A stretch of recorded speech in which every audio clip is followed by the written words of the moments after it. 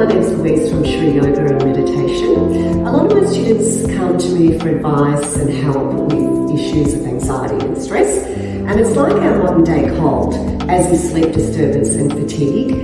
But the good news is, if you do something for yourself that's tailored specifically for you, say for just 10 minutes a day, you can really help to relieve those symptoms. And what happens when you practice every day, you start to become really aware of what your body needs.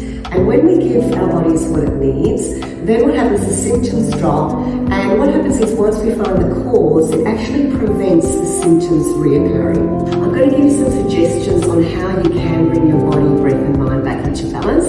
But before I do that, I just want to talk to you briefly about yoga therapy. So most of you probably attend group classes, or you follow a teacher online on a particular device, and that's all fantastic.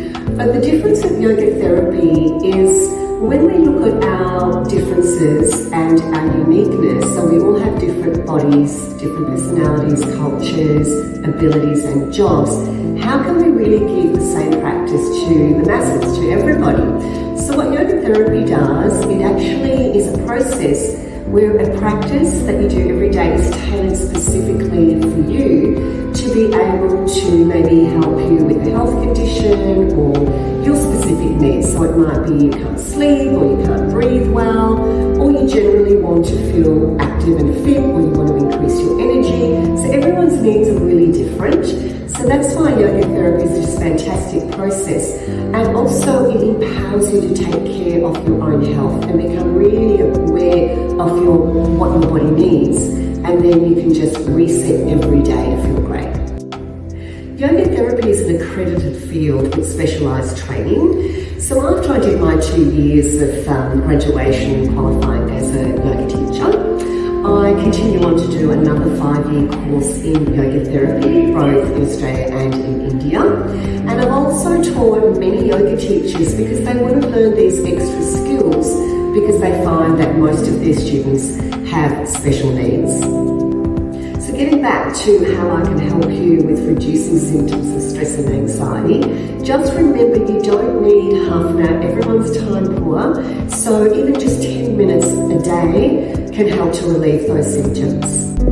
I've asked Cami, a long-term student of mine, to come in to help demonstrate, to show you how a specifically tailored practice for you can really help with your symptoms. So Cami's a busy mum, she's got 3 kids, but she experiences a lot of anxiety from time to time because her plate is full. So she wants to be able to sleep well, she wants to reduce her heart palpitations, and she wants to be able to really focus when she's at work. So I suggested that she does a 10-minute or 8-minute evening practice once all her family responsibilities are finished.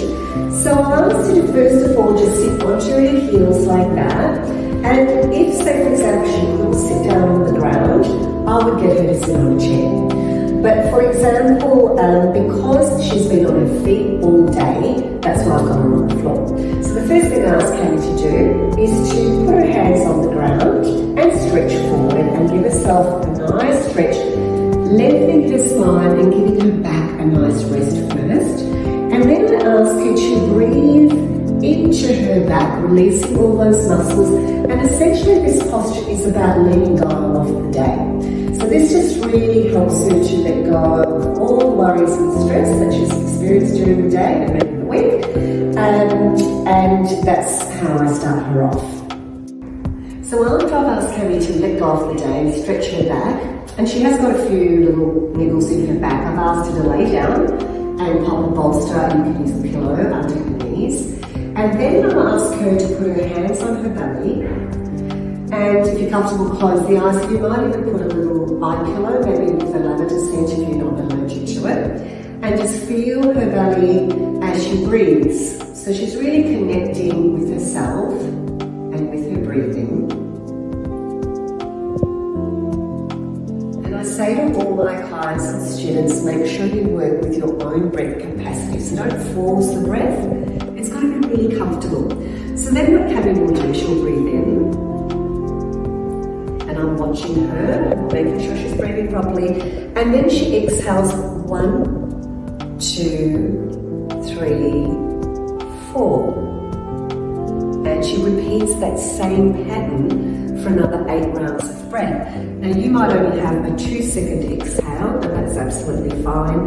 And over time, what will happen is your breath will start to lengthen. And the reason we want it to lengthen is it taps into your nervous system, and it taps into the rest and digest part of your nervous system. So it calms your whole system down, relaxes your nervous system, and relaxes the mind.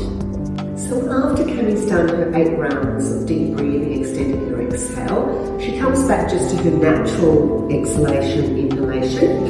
And then I've asked her to do what we call a body scan in this lying pose of Shavasana. So essentially she keeps her eyes closed, and I ask her to just take all her attention to each part of her body, starting at her toes. And it's almost like you're driving the breath down to the toes, the feet, the ankles.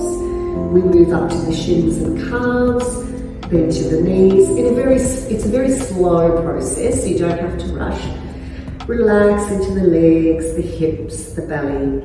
Moving up towards the lungs and the heart. Then into the neck, and just breathing down into the neck and the shoulders, feeling all that muscle tension release and melt away. And then breathe down into the arms. And finally, breathing into the face. So feeling like the breath is washing against your forehead, because that's where we hold a lot of tension and worry and concerns around the eyes, down along the jaw. So people get a lot of pain around the jaw, underneath the ears. So we just use a visualization of the breath moving down from the jaw to the chin. And then I've asked her to stay there for a little bit longer and really absorb and feel that deep sense of relaxation. And to get up, I ask her to get up very, very slowly. If she's in her room or wherever she is in her home, because you're in a different state of mind. It's very calming, and you might feel a little bit slow, so you need to get up nice and easy. But if you are interested in yoga therapy, you want to know a little bit more about it, or if you'd like to book, the link is in the description below, and you can contact us and you can book a lesson if you like in the studio, or I also do online classes, or even if you just want to know a little bit more, get in touch with us.